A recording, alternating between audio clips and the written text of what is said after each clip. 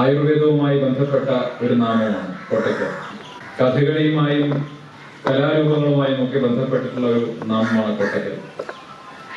എന്തുകൊണ്ട് കോട്ടയ്ക്കലിനെ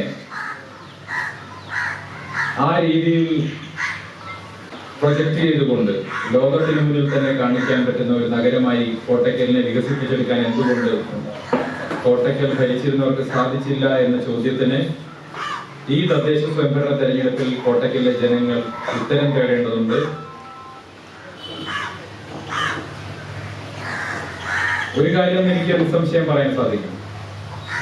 ഈ തദ്ദേശ സ്വയംഭരണ തെരഞ്ഞെടുപ്പിൽ ഭാരതീയ ജനതാ പാർട്ടിയുടെ അംഗങ്ങൾ കോട്ടയ്ക്കലിൽ നിന്ന് പരമാവധി സ്ഥലങ്ങളിൽ നിന്ന് ജയിച്ചു വന്നാൽ കോട്ടയ്ക്കൽ നഗരത്തെ അതിന്റെ ഗതകാല പ്രൗഢിയോടുകൂടി അന്താരാഷ്ട്ര പ്രസിദ്ധമാക്കി നിലനിർത്തിക്കൊണ്ട് അതിന്റെ തനത് സാംസ്കാരിക മൂല്യങ്ങൾ സംരക്ഷിച്ചുകൊണ്ട് ഒരു ആയുർ നഗരമാക്കി വികസിപ്പിക്കാൻ ഭാരതീയ ജനതാ പാർട്ടി മുന്നിലുണ്ടാവും എന്നുള്ള കാര്യത്തിൽ ഞാൻ നിങ്ങൾക്ക് ഉറപ്പ് തരുന്നു.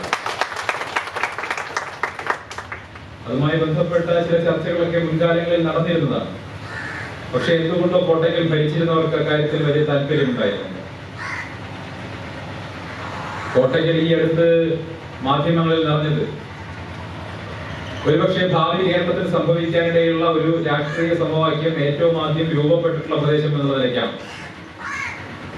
ഈ തദ്ദേശ സ്വയംഭരണ തെരഞ്ഞെടുപ്പ് കഴിഞ്ഞാൽ കേരളമൊട്ടാകെ രൂപപ്പെടാൻ സാധ്യതയുള്ള ഒരു പുതിയ രാഷ്ട്രീയ മുന്നണിയുടെ പരീക്ഷണം ആദ്യമായി നടന്നത് കോട്ടയ്ക്കലിലാണ് എന്നുള്ളതാണ് ഏറ്റവും ശ്രദ്ധേയമായിട്ടുള്ള കാര്യം. ഭാരതീയ ജനതാ പാർട്ടിയെ പരാജയപ്പെടുത്താൻ മറ്റൊരു പോംവഴിയുമില്ലാതെ LDFനും UDFനും ഒന്നിച്ചു മത്സരിക്കേണ്ട ഗതികേട് ഈ കോട്ടയ്ക്കലിലാണ് ആദ്യമായി സംഭവിച്ചിട്ടുള്ളത് എന്നതാണ് ഏറ്റവും ശ്രദ്ധേയമായിട്ടുള്ള കാര്യം. നാളെ കേരളത്തിൽ സംഭവിക്കാൻ പോകുന്നത് ഇതാണ്. ഇത് ബംഗാൾ മോഡൽ പരീക്ഷണമാണ്.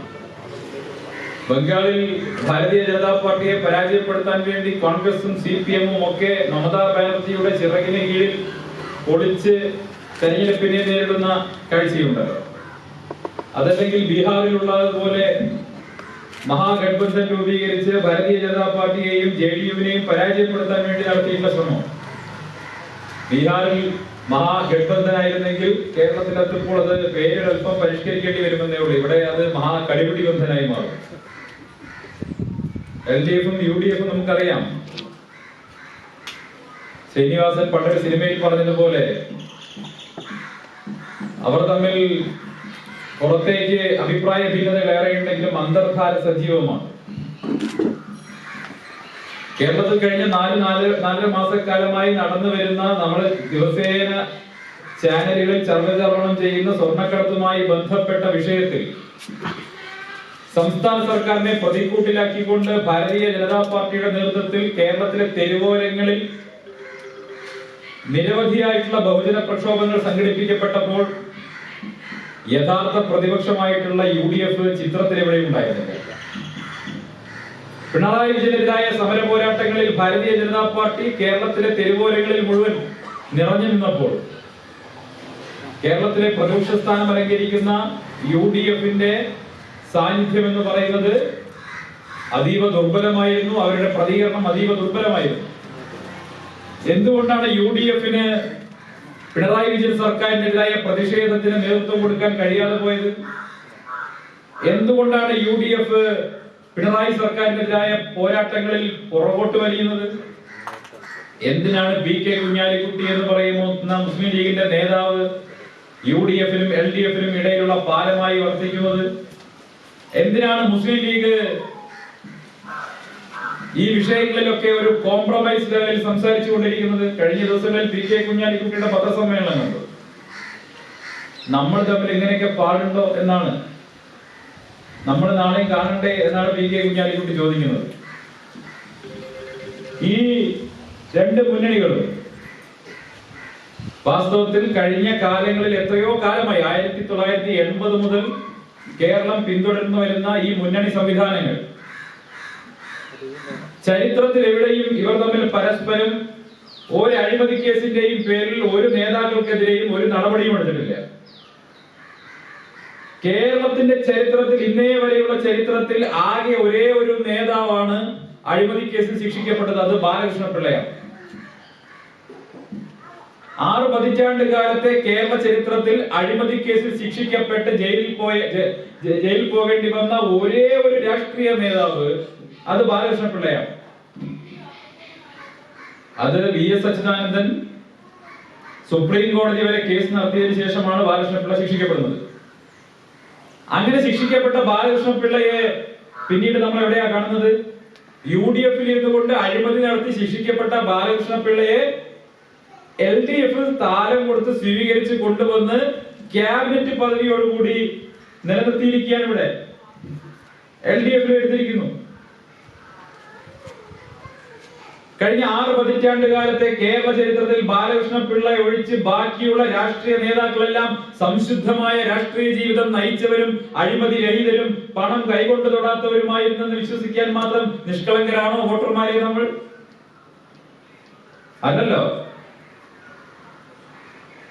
കേരളത്തിലെ 2 മുന്നണികളിലെയും മഹാകള്ളന്മാരായ ഒരു രാഷ്ട്രീയ നേതാവിനെതിരെയും ഒരു കേസും എടുത്ത് ഒരാളെയും ജയിലടയ്ക്കാൻ സാധിച്ചിട്ടില്ല. കേരളത്തിലെ വിജിലൻസ് സംവിധാനം ഉപയോഗിച്ച് അന്വേഷിച്ച ഒരു കേസിലും ഒരു പ്രധാനപ്പെട്ട രാഷ്ട്രീയ നേതാവും ശിക്ഷിക്കപ്പെട്ടിട്ടില്ല. അതാത് സമയത്തെ രാഷ്ട്രീയ ആവശ്യത്തിനു വേണ്ടി ചില വാർത്തകൾ സൃഷ്ടിക്കാൻ വേണ്ടി വിജിലൻസിനെ ഉപയോഗിച്ച് പലർക്കെതിരെയും കേസ് എടുക്കുമെന്നതിൽ കവിഞ്ഞ് കേരളത്തിൽ ഒരു രാഷ്ട്രീയ നേതാവും ശിക്ഷിക്കപ്പെടുന്നതിന് എന്താ കാരണം? 2 മുന്നണികളും അഴിമതികൾ പരസ്പരം ഒത്തുതീർപ്പാക്കുന്നു. കഴിഞ്ഞ ദിവസം ബിജു രമേശ് എന്ന് പറയുന്ന ബിസിനസ്സുകാരൻ പുറത്തു വന്ന് എന്താ പറഞ്ഞത്? KM മാണി പിണറായി വിജയന്റെ വീട്ടിൽ പോയി കാപ്പി കുടിച്ച് 2 ഇഡ്ഡലി കഴിച്ചപ്പോഴേക്കും KM മാണിക്ക് നേരെയുള്ള വിജിലൻസ് അന്വേഷണം അട്ടിമറിക്കാൻ വേണ്ടിയുള്ള തീരുമാനമുണ്ടായി. പിണറായി വിജയൻ ഇടപെട്ട് ആ വിജിലൻസ് അന്വേഷണം അട്ടിമറിച്ചു. KM മാണി പോയി ചായ കുടിച്ചാൽ പിണറായി വിജയൻ കേസ് അന്വേഷണം അട്ടിമറിക്കും. മറുവശത്ത് പിണറായി വിജയനെതിരായി അന്വേഷണം നീളുമെന്ന് കണ്ടു കഴിഞ്ഞാൽ TP ചന്ദ്രശേഖരൻ വധക്കേസടക്കമുള്ള കാര്യങ്ങളിൽ കോൺഗ്രസ് വിട്ടുവീഴ്ച ചെയ്യും, അന്വേഷണം അവസാനിപ്പിക്കും. ഇതല്ലേ കേരളത്തിൽ കാലങ്ങളായി നടക്കുന്നത്? ഈ 2 മുന്നണികളും പരസ്പര സഹായ സഹകരണ സംഘമായി കേരളത്തിൽ വർത്തിക്കുകയാണ്.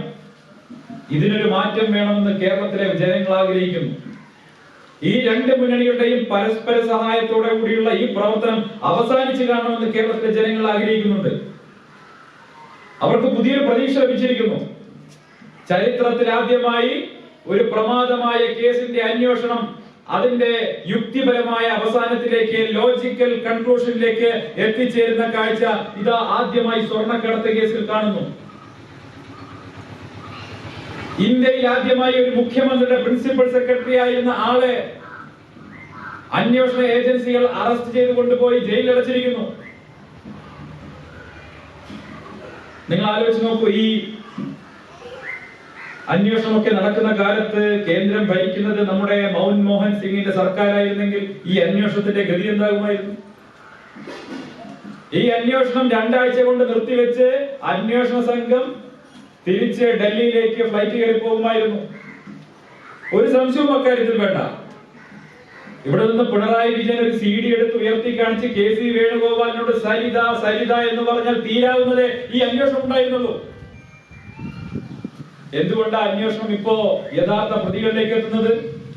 എന്തുകൊണ്ടാണ് മുഖ്യമന്ത്രി ഭയപ്പാടോടുകൂടി പത്രസമ്മേളനം വിളിച്ച് BJP രാഷ്ട്രീയ വൈരാഗ്യം തീർക്കാൻ വേണ്ടി അന്വേഷണത്തെ ഉപയോഗിക്കുന്നേ എന്ന് കരയേണ്ടി വരുന്നത്?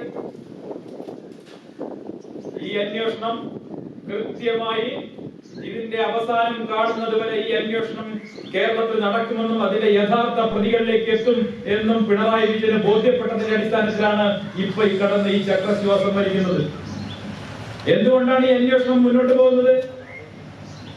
എന്തുകൊണ്ടാണ് കേരളത്തിന്റെ ചരിത്രത്തിൽ ആദ്യമായി ഇത്തരത്തിലുള്ള ഒരു പ്രമാദമായ ഒരു കൊള്ളയിൽ, ഒരു കള്ളക്കടത്ത് കേസിൽ അത് യഥാർത്ഥ പ്രതികളിലേക്ക് അന്വേഷണം എത്തുന്നത് എന്നുള്ള ചോദ്യത്തിന് ഒരു ഉത്തരം മാത്രമേ ഉള്ളൂ. തികഞ്ഞ അഴിമതി വിരുദ്ധനായിട്ടുള്ള 56 ഇഞ്ച് നെഞ്ചളവുള്ള ഒരു പ്രധാനമന്ത്രി ഇന്ത്യ ഭരിക്കുന്നത് കൊണ്ടാണ് എന്നതാണ് ഉത്തരം. മറ്റൊരു ഉത്തരവില്ല. നരേന്ദ്രമോദി ഇന്ത്യ ഭരിക്കുന്നത് കൊണ്ടാണ് അന്വേഷണം അതിന്റെ യഥാർത്ഥ പ്രതികളിലേക്ക് എത്തിയത്. ഇത് കേരളത്തിലെ ഏതൊരു പൗരനും സമ്മതിക്കുന്ന കാര്യമാണ്. കേരളത്തിലെ ഏതൊരു പൗരനും ഇക്കാര്യം സമ്മതിക്കും. കഴിഞ്ഞ ദിവസം യാത്ര ചെയ്യുന്ന സമയത്ത് എറണാകുളത്ത് കാരായി രാജനും കാരായി ചന്ദ്രശേഖരനും ഒക്കെ കസേരയിട്ട് സമരം ചെയ്യുകയാണ്. കേന്ദ്ര വിരുദ്ധ സമരം, ഏജൻസികൾക്കെതിരെയുള്ള സമരം. കണ്ണൂരിലേക്ക് കയറാൻ കോടതിയുടെ വിലക്കുള്ളത് കൊണ്ട് കാരായിമാർ ഇപ്പോൾ എറണാകുളത്തെ സംഘടനാ ചുമതലയാണ് വഹിക്കുന്നത്. എനിക്ക് വലിയ തമാശ തോന്നി. കേന്ദ്ര വിരുദ്ധ സമരം. എനിക്ക് തോന്നി മണ്ഡലകാലമല്ലേ, സമരം ചെയ്യട്ടെ. 2 വർഷം മുമ്പ് നമ്മുടെ അമ്മമാരെയൊക്കെ തെരുവിലിറക്കി സമരം ചെയ്ത് ഒരുപാട് കഷ്ടപ്പെടുത്തിയതല്ലേ, സമരം ചെയ്യട്ടെ. നിങ്ങൾ ആലോചിച്ച് നോക്കൂ, ഈ കേന്ദ്ര ഏജൻസികൾക്കെതിരെ സമരം ചെയ്യുകയും ഭീഷണിപ്പെടുത്തുകയും ചെയ്യുകയാണ് CPM-ന്റെ നേതൃത്വം. CPM-ന്റെ നേതാക്കൾ പറയുകയാണ് കേന്ദ്ര ഏജൻസികൾ വിവരമറിയും, തിരിച്ചു പോകുന്നതാണ് നല്ലത്. ഓരോ ദിവസവും ഭീഷണിയാണ് കേന്ദ്ര ഏജൻസികൾക്കെതിരെ.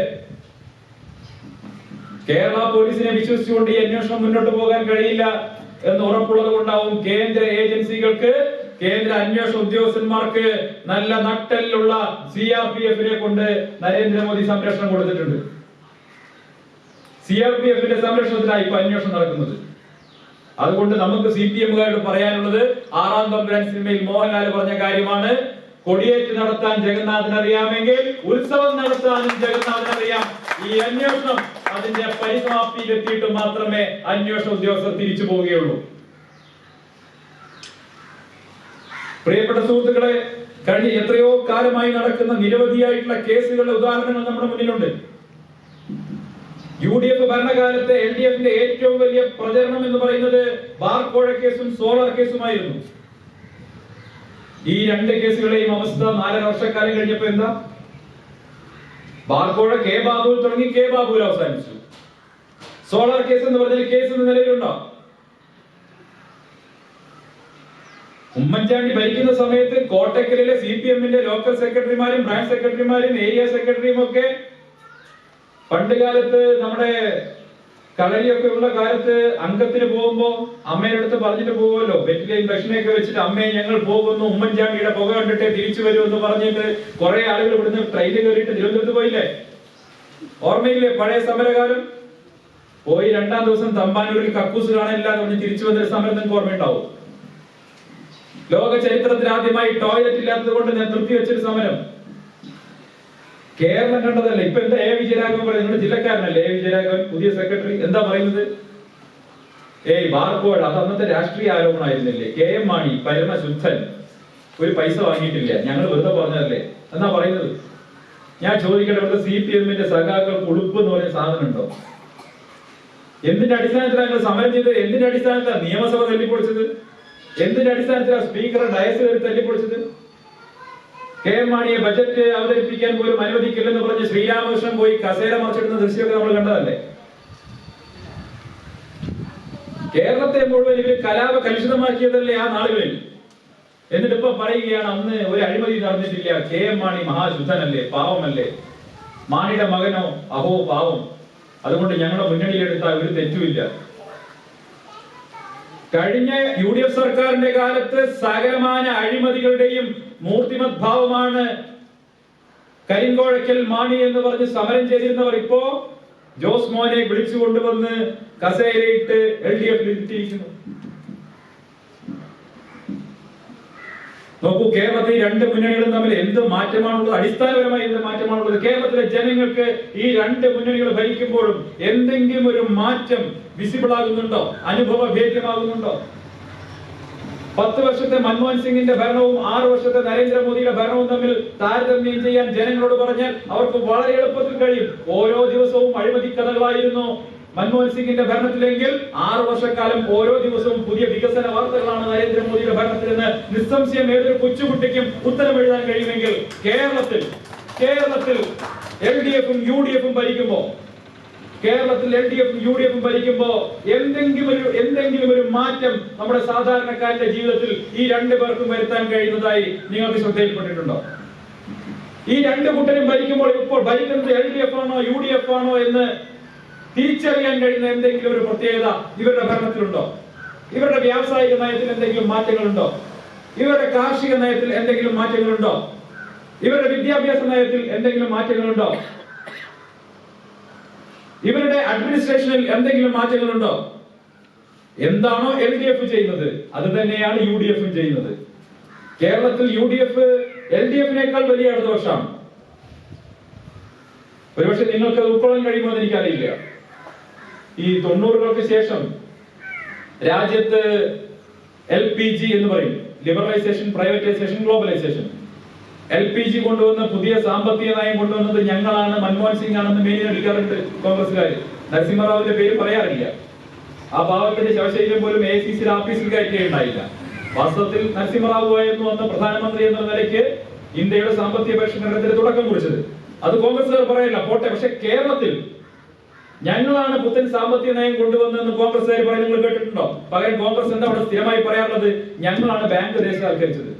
77 ഇന്ദിരാഗാന്ധി ബാങ്ക് ദേശസാൽക്കരിച്ചു എന്ന് ഇന്നും പ്രസംഗിച്ച് നടക്കുന്ന കേരളത്തിലെ മാർക്സിസ്റ്റ് പാർട്ടിയേക്കാൾ വലിയ ഇടതുപക്ഷം കേരളത്തിലെ കോൺഗ്രസ്സുകാരാണ്. ഞാൻ പറഞ്ഞിരുന്നത് ഈ രണ്ട് കൂട്ടരും തമ്മിൽ എന്ത് വ്യത്യാസമാണ് കേരളത്തിലുള്ളത്? ഈ രണ്ട് മുന്നണികളും തമ്മിൽ എന്ത് വ്യത്യാസമാണുള്ളത്? ഒരു വ്യത്യാസവും ഇല്ലാതെ മാത്രമല്ല, രണ്ടും ഒരേ സാധനങ്ങളാണ്. രണ്ട് മുന്നണിയിലും മുസ്ലിം ലീഗിന്റെ ലക്ഷണങ്ങളുണ്ട്. രണ്ട് മുന്നണിയിലും കേരള കോൺഗ്രസ് ഉണ്ട്. രണ്ട് മുന്നണിയിലും ജനതാദളുണ്ട്. രണ്ട് മുന്നണിയിലും RSP ഉണ്ട്. രണ്ട് മുന്നണിയിലും CMP ഉണ്ട്. രണ്ട് മുന്നണിയുടെ ഭാഗമായിട്ടും NCP ഉണ്ട്. രണ്ട് മുന്നണിയിലും സരീദ് ഉണ്ട്. രണ്ട് മുന്നണിയിലും സ്വപ്നയുണ്ട്. എന്താ ഇവർ തമ്മിൽ വ്യത്യാസം? എന്താ ഇവർ തമ്മിൽ എന്ത് വ്യത്യാസമാണുള്ളത്? കേരളത്തിലെ ജനങ്ങൾക്ക് ഈ മുന്നണികൾ തമ്മിൽ ഒരു വ്യത്യാസവും കാണാൻ കഴിയുന്നില്ല എന്ന് മാത്രമല്ല, രണ്ട് കൂട്ടര് ഭരിക്കുമ്പോഴും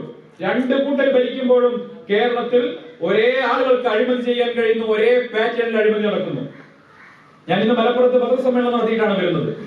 ഊരാളുങ്കൽ എന്ന് പറയുന്ന കോഓപ്പറേറ്റീവ് സൊസൈറ്റിയുടെ പേരിൽ ഒരു ടെൻഡറും വിളിക്കാതെ കേരളത്തിൽ ലക്ഷക്കണക്കിന്, ആയിരക്കണക്കിന് കോടി രൂപയുടെ പദ്ധതികൾ ഊരാളുങ്കലിന് നിർമ്മാണ കരാർ കൊടുക്കുന്നു. എങ്ങനെയാണ് ഊരാളുങ്കലിന് നിർമ്മാണ കരാർ ഒരു ടെൻഡർ നടപടികളും കൂടാതെ കൊടുക്കാൻ കഴിഞ്ഞതെന്ന് നിങ്ങൾക്കറിയുമോ? PK കുഞ്ഞാലിക്കുട്ടി മന്ത്രിയായിരിക്കുന്ന കാലത്ത്, കഴിഞ്ഞ UDF സർക്കാരിന്റെ അവസാന കാലത്ത് ഊരാളുങ്കലിന് കുഞ്ഞാലിക്കുട്ടി ഇടപെട്ട് കൊടുത്ത ഒരു പ്രത്യേക അനുമതിയുണ്ട്. ആ അനുമതിയുടെ അടിസ്ഥാനത്തിൽ, പദവിയുടെ അടിസ്ഥാനത്തിലാണ് ഊരാളുങ്കലിന് ഇപ്പോ എല്ലാ നടപടിക്രമങ്ങളും പാലിക്കാതെ ടെൻഡർ ഇല്ലാതെ ഇത്തരം പ്രവൃത്തികൾ ചെയ്യാൻ കഴിയുന്നത്.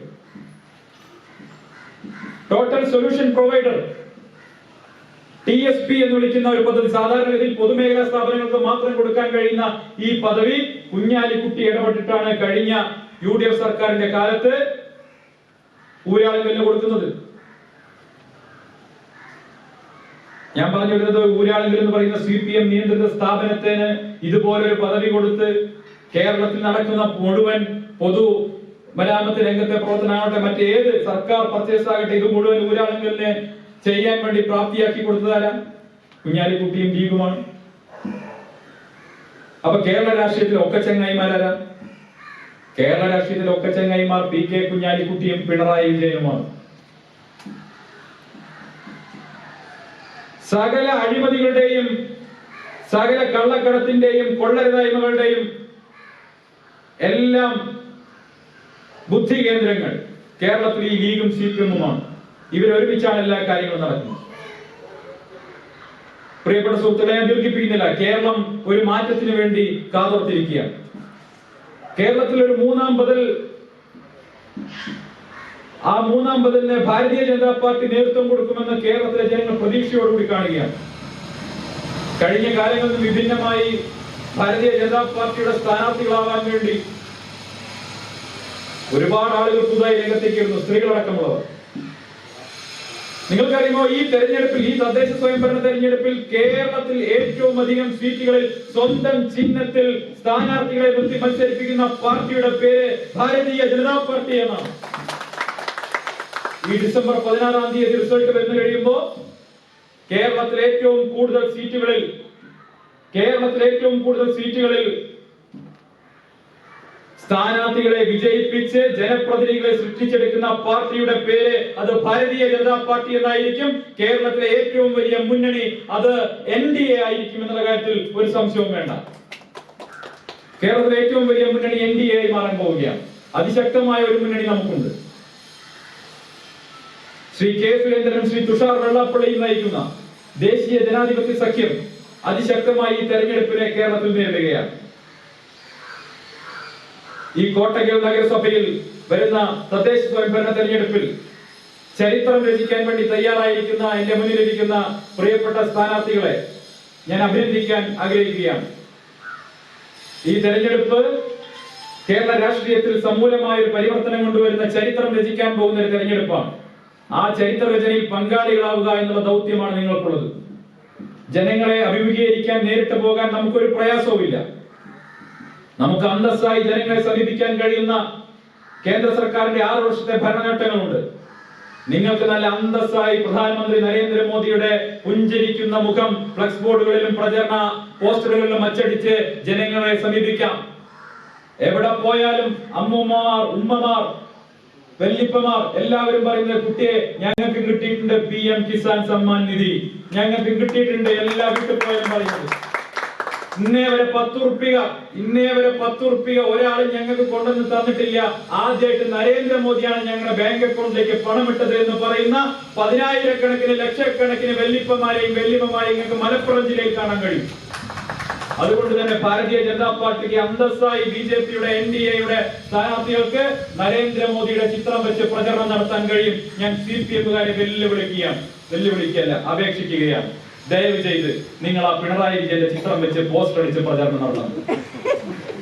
അതല്ലെങ്കിൽ കോട്ടക്കൽ നഗരസഭയിൽ പിണറായി വിജയനെ കൊണ്ടുവന്ന് നിങ്ങളൊരു പ്രചരണ പരിപാടി സംഘടിപ്പിക്കണം. മുഴുവൻ സ്ഥാനാർത്ഥികളെയും അണിനിരത്തി ഒരു പ്രചരണ പരിപാടി സംഘടിപ്പിക്കണം. നിങ്ങളുടെ കയ്യിൽ പൈസ ഇല്ലെങ്കിൽ പ്രേം മാഷ് ഞാൻ പറഞ്ഞു വരുന്നത്, പിണറായി വിജയനെ കൊണ്ടുവന്ന് LDF പ്രചരണ രംഗത്ത് ഇറക്കണം. ഞാൻ ചോദിക്കുകയാണ്, കഴിയുമോ? CPM-ന് ക്രെഡിബിൾ ആയിട്ടുള്ള ഒരു ഫേസ് ഉണ്ടോ CPM-ന് കേരളത്തിൽ? ആകെപ്പാടുണ്ടായിരുന്ന ഒരു മനുഷ്യൻ ഇപ്പൊ തീരെ വയ്യാതിരിക്കുകയാണ്. തെരഞ്ഞെടുപ്പെടുത്താൽ മാത്രം പുറത്തിറക്കുന്ന ഒരു കറിവേപ്പില പാവം ഇപ്പൊ തീരെ വയ്യ. വേറെ ആരാണ് CPM-നോട് പ്രചരണം നടത്താൻ? ഏത് മുഖം കാണിച്ചാലാണ് CPM-ന് വോട്ട് ചെയ്യാൻ ആളുകൾ തയ്യാറാവുക? നിങ്ങൾ ശ്രദ്ധിച്ച ഒരു കാര്യം, ഇക്കുറി കേരളത്തിൽ CPM-ന്റെ സ്ഥാനാർത്ഥികളിൽ അധികവും വോട്ട് നേടുന്നത് അരിവാൾ ചുറ്റിയ നക്ഷത്രത്തിലെയല്ല, കൊട, വടി, ചെരുപ്പ് എന്തൊക്കെ ചിഹ്നങ്ങളിലാണ് അവർ മത്സരിക്കുന്നത്. അരിവാൾ ചുറ്റിയ നക്ഷത്രം പോലും വേണ്ട എന്നാണ് പാർട്ടിക്കാർ പറയുന്നത്. പല സ്ഥലങ്ങളിലും പിണറായി വിജയൻ പ്രചരണത്തിനെത്തുന്നു പറയുമ്പോൾ അയ്യോ വേണ്ട, ഞങ്ങൾക്ക് മാൻഡ്രേക്ക് വേണ്ട എന്നാണ് പറയുന്നത്. മറുവശത്ത് കോൺഗ്രസ് ആണെങ്കിൽ കോൺഗ്രസിൽ പഴയ ഔഷധ ഗുണമില്ല, രാഹുൽ ഗാന്ധിക്ക് ഔഷധ ഗുണമില്ല എന്ന് കേരളം തിരിച്ചറിഞ്ഞിരിക്കുന്നു. ആ മനോരമക്കാർ പറ്റിച്ചതാ കഴിഞ്ഞ പ്രാവശ്യം. ഒരു സർവേ കണ്ടിട്ടാണ് ജനങ്ങൾ വിശ്വസിച്ചത്. 19 ഇവിടെ രാഹുൽ ഗാന്ധി പ്രധാനമന്ത്രിയാവും UP അധികാരത്തിൽ വരുമെന്ന് പറഞ്ഞ് ജനങ്ങളെ പറ്റിച്ച ഒരു സർവേ നടത്തി മനോരമ. ഉത്തർപ്രദേശുകാർ മനോരമ കാണാത്തതുകൊണ്ട് നല്ല അന്തസ്സായി രാഹുൽ ഗാന്ധിയെ തോൽപ്പിച്ച് തിരിച്ചയച്ചു. കേരളത്തിൽ വന്ന് വയനാട്ടിൽ നിന്ന് MP ആയി. കേരളത്തിന്റെ ഒരു കാര്യത്തിലും ഒരു അഭിപ്രായ പ്രകടനം നടത്തിയില്ല. സ്വർണ്ണക്കള്ളക്കടത്തിന്റെ കാര്യത്തിൽ എന്നൊരു വാക്ക് മുണ്ടിയിട്ടില്ല.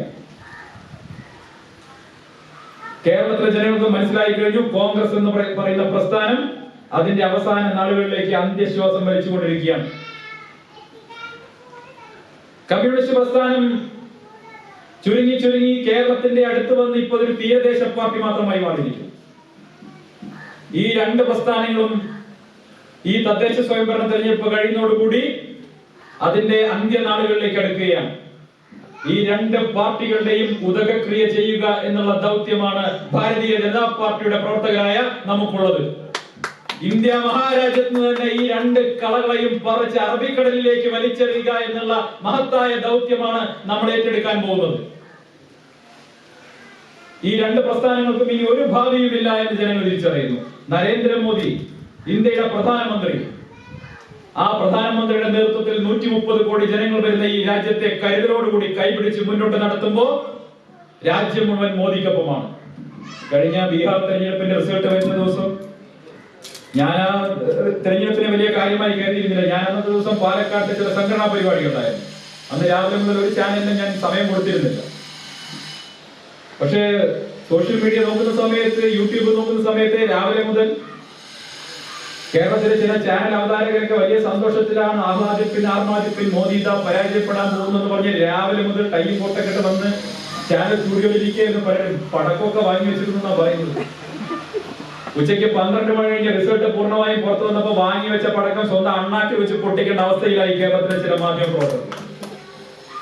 നരേന്ദ്രമോദി ഇതാ തോൽക്കാൻ പോകുന്നു, എന്തൊരു പ്രതീക്ഷയായിരുന്നു. പ്രിയപ്പെട്ട സുഹൃത്തുക്കളെ, കോവിഡാനന്തര ലോകത്ത് പല രാജ്യങ്ങളിൽ തെരഞ്ഞെടുപ്പ് നടന്നു. അവിടങ്ങളിലൊക്കെ കോവിഡിനെ നേരിടുന്നതിൽ പരാജയപ്പെട്ട സർക്കാരുകളെ ജനം ചവിട്ടി പുറത്താക്കിയെങ്കിൽ അമേരിക്കയിൽ ഡൊണാൾഡ് ട്രംപിന്റെ പരാജയം നിങ്ങൾക്കറിയാം. ട്രംപ് എങ്ങനെയാ പരാജയപ്പെട്ടത്? വളരെ പോപ്പുലർ ആയിട്ടുള്ള, അമേരിക്കയിൽ വളരെ പോപ്പുലർ ആയിട്ടുള്ള ഒരു പ്രസിഡന്റ് ആയിരുന്നു ഡൊണാൾഡ് ട്രംപ്. എങ്ങനെയാ അയാൾ പരാജയപ്പെട്ടത്? കോവിഡിനെ നേരിടുന്ന കാര്യത്തിൽ ട്രംപിന് സംഭവിച്ച പാകപ്പിഴകളെ തുടർന്നാണ് അവിടുത്തെ ജനങ്ങൾ ട്രംപിനെതിരായി വോട്ട് ചെയ്തത്. ഒരു ഗവൺമെന്റിന്റെ ചെയ്തികളെ വിലയിരുത്തുന്നത് ആത്യന്തികമായി ജനങ്ങൾ തെരഞ്ഞെടുപ്പിലാണ്. അങ്ങനെയാണെങ്കിൽ കോവിഡാനന്തര ലോകത്ത് നടന്ന തെരഞ്ഞെടുപ്പിൽ ലോകത്ത് ഒരേ ഒരു സ്ഥലത്താണ് ഗവൺമെന്റിന് അനുകൂലമായ ജനവിധി ഉണ്ടായത്. അത് ഭാരതത്തിലാണ്. നരേന്ദ്രമോദിക്ക് അനുകൂലമായിട്ടാണ് ആ ജനവിധി ഉണ്ടായത്. അമേരിക്കയും യൂറോപ്പും ചേർന്നാൽ ഉള്ളതിനേക്കാൾ കൂടുതൽ ജനസംഖ്യയുള്ള 130 കോടി ജനങ്ങളുള്ള വളരെ പ്ലൂറലിസ്റ്റിക് ആയിട്ടുള്ള വൈവിധ്യങ്ങൾ നിറഞ്ഞ പല ഭാഷകളുള്ള പല വേഷങ്ങളുള്ള ഒരു രാജ്യം, ആ രാജ്യത്തെ 130 കോടി ജനങ്ങൾ വരുന്ന രാജ്യത്തെ ഈ മഹാമാരിയുടെ കാലത്ത് ഒരു മനുഷ്യൻ പോലും പട്ടിണി കിടന്ന് മരിക്കേണ്ട സാഹചര്യമില്ലാതെ കൈപിടിച്ച് നടത്തിയ ഞങ്ങളുടെ പ്രധാനമന്ത്രി, നമ്മുടെ പ്രധാന സേവകനാണ് ഇന്ത്യയിലെ ജനങ്ങൾ വോട്ട് ചെയ്തത്. ബീഹാറിൽ നിങ്ങൾ കണ്ടില്ലേ? മധ്യപ്രദേശിൽ, മഹാരാഷ്ട്രയിൽ, തെലങ്കാനയിൽ, കർണാടകയിൽ എവിടെയൊക്കെ തെരഞ്ഞെടുപ്പ് നടന്നു അവിടെയെല്ലാം ബിജെപിക്ക് അത്ഭുതകരമായ വിജയമായിരുന്നു. ബീഹാറിൽ വീരേന്ദ്ര സെവാഗിനേക്കാൾ കൂടുതൽ സ്ട്രൈക്ക് റേറ്റ് ആയിരുന്നു ബിജെപിക്ക്. വലിയ വിജയം നേടാൻ സാധിച്ചു. പ്രിയപ്പെട്ട സുഹൃത്തുക്കളെ, കേരളത്തിലും അതുപോലെയുള്ള ഒരു സാഹചര്യത്തിലേക്കാണ് കാര്യങ്ങൾ പോകുന്നത്. കേരളത്തിൽ കഴിഞ്ഞ സമരങ്ങളിൽ നമ്മൾ കണ്ടു, എന്റെ മുന്നിൽ ധാരാളം സ്ത്രീകൾ ഇരിക്കുന്നുണ്ട്. ബിജെപിയുടെ സമരങ്ങളിലൊക്കെ വലിയ സ്ത്രീ സാന്നിധ്യമാണ്. ആയിരക്കണക്കിന് സ്ത്രീകൾ ഭാരതീയ ജനതാ പാർട്ടിയുടെ കൊടിയുമെടുത്ത് സമരരംഗത്തിറങ്ങുന്നു. KT ജലീൽ രാജിവെക്കണം, മുഖ്യമന്ത്രി രാജിവെക്കണം എന്ന് ആവശ്യപ്പെട്ടുകൊണ്ട് കേരളത്തിൽ നടന്ന സമരങ്ങളിൽ ചോര ചിന്തിക്കൊണ്ട് പിണറായി വിജയന്റെ പോലീസിന്റെ ലാത്തിയുടെ മുന്നിലും ജലപീരങ്കിയുടെ മുന്നിലും ഗ്രനേഡിന് മുന്നിലും പരാജയപ്പെടാൻ തയ്യാറല്ല എന്ന് പറഞ്ഞുകൊണ്ട് സമരത്തിന് നേതൃത്വം നൽകിയത് മഹിളകളായിരുന്നു, മഹിളാ മോർച്ചയായിരുന്നു, ബിജെപിയിലെ സ്ത്രീകളായിരുന്നു. ആയിരക്കണക്കിന് സ്ത്രീകൾ. ചില മാധ്യമ പ്രവർത്തകർ ഫേസ്ബുക്കിൽ എഴുതി, എന്താ എഴുതിയത്? മഹിളാ മോർച്ചയെ കണ്ടുപിടിക്കണം മഹിളാ കോൺഗ്രസ്. കേരളത്തിന്റെ സമര ചരിത്രത്തിൽ എവിടെയും ഇതുപോലെ സ്ത്രീ സാന്നിധ്യമുള്ള ഒരു സമരം ഉണ്ടായിട്ടില്ല. എന്താണത് സൂചിപ്പിക്കുന്നത്? കേരളത്തിലെ സ്ത്രീകൾ ബിജെപിയെ ഏറ്റെടുത്തു കഴിഞ്ഞു. 50% വരുന്ന കേരളത്തിലെ സ്ത്രീ സമൂഹം നരേന്ദ്രമോദി നൽകിയിട്ടുള്ള ആനുകൂല്യങ്ങൾ, സാമൂഹ്യ സുരക്ഷാ പദ്ധതികൾ, അതിനെക്കുറിച്ചൊക്കെ ബോധവതികളാണ്. അവർ ബിജെപിയെ ഏറ്റെടുത്തു കഴിഞ്ഞു. സൗജന്യ ഗ്യാസ് കണക്ഷനുകൾ കിട്ടിയവർ,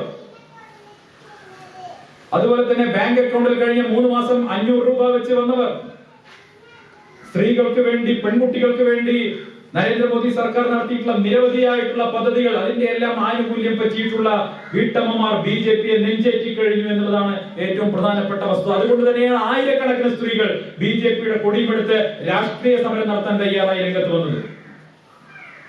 എന്തുകൊണ്ട് ഇത് വളരെ പ്രാധാന്യം അർഹിക്കുന്നു? ഞാൻ ഒരു സിനിമ ആരാധകനായതുകൊണ്ട് പറയാം. ഒരു സിനിമ എപ്പോഴാണ് സൂപ്പർ ഹിറ്റ് ആവുന്നത്? സിനിമ സൂപ്പർ ഹിറ്റ് ആവുന്നത് ചെറുപ്പക്കാർ കയറുമ്പോൾ മാത്രമാണോ? അല്ല. പുലിമുരുകൻ 100 കോടി നേടിയത് ചെറുപ്പക്കാർ മാത്രം കയറി കണ്ടതുകൊണ്ടാണോ? അല്ല. സ്ത്രീകൾ സിനിമയ്ക്ക് കയറാൻ തുടങ്ങുമ്പോഴാണ് സിനിമ സൂപ്പർ ഹിറ്റ് ആയി മാറുന്നത്. കുടുംബങ്ങൾ കയറാൻ തുടങ്ങുമ്പോഴാണ് ഒരു സിനിമ, കുടുംബ പ്രേക്ഷകർ സ്വീകരിക്കുമ്പോഴാണ് അത് സൂപ്പർ ഹിറ്റ് ആയി മാറാൻ പോകുന്നത്. പ്രിയപ്പെട്ട സുഹൃത്തുക്കളെ, ഞാൻ നിങ്ങൾക്ക് ഒരു കാര്യം ഉറപ്പു തരാം. ബിജെപി എന്ന സിനിമയെ കേരളത്തിലെ കുടുംബ പ്രേക്ഷകർ ഏറ്റെടുത്തു കഴിഞ്ഞു. ഇതിന് റെക്കോർഡ് കളക്ഷൻ പേടിച്ചിട്ട് മാത്രമേ ഈ തെരഞ്ഞെടുപ്പ് കഴിഞ്ഞാൽ നിങ്ങൾക്ക് ബിജെപിയെ കാണാൻ സാധിക്കും. റെക്കോർഡ് കളക്ഷൻ ആയിരുന്നു. ഇത് കുടുംബ പ്രേക്ഷകർ ഏറ്റെടുത്തു കഴിഞ്ഞു. പക്ഷേ തദ്ദേശ സ്വയംഭരണ തെരഞ്ഞെടുപ്പ് എന്ന് പറയുന്നത് ഇന്റർവെല്ലാണ്. തദ്ദേശ സ്വയംഭരണ തെരഞ്ഞെടുപ്പ് എന്ന് പറയുന്നത് ഈ സിനിമയുടെ ഇന്റർവെല്ലാണ്. ഇന്റർവെൽ ഹേ പൂരാ പിക്ചർ അഭി ബാക്കി ഹേ. ക്ലൈമാക്സ് എന്ന് പറയുന്നത് നിയമസഭാ തെരഞ്ഞെടുപ്പാണ്. 2021 നിയമസഭാ തെരഞ്ഞെടുപ്പിൽ കേരളം വലിയൊരു മാറ്റത്തിന് വേദിയാകും. കേരളവും ഭാരതീയ ജനതാ പാർട്ടിയുടെ ഭരണത്തിലേക്ക് വരാൻ പോകുന്ന തെരഞ്ഞെടുപ്പാണ് നിയമസഭാ തെരഞ്ഞെടുപ്പ് വരാൻ പോകുന്നത്. ഒരു സംശയവും വേണ്ട.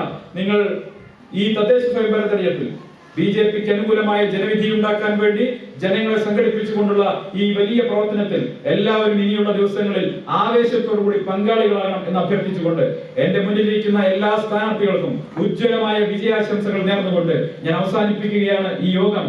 നിങ്ങളുടെ അനുവാദത്തോടുകൂടി ഉദ്ഘാടനം ചെയ്തതായി അറിയിച്ചുകൊള്ളുന്നു. വന്ദേ മാതരം.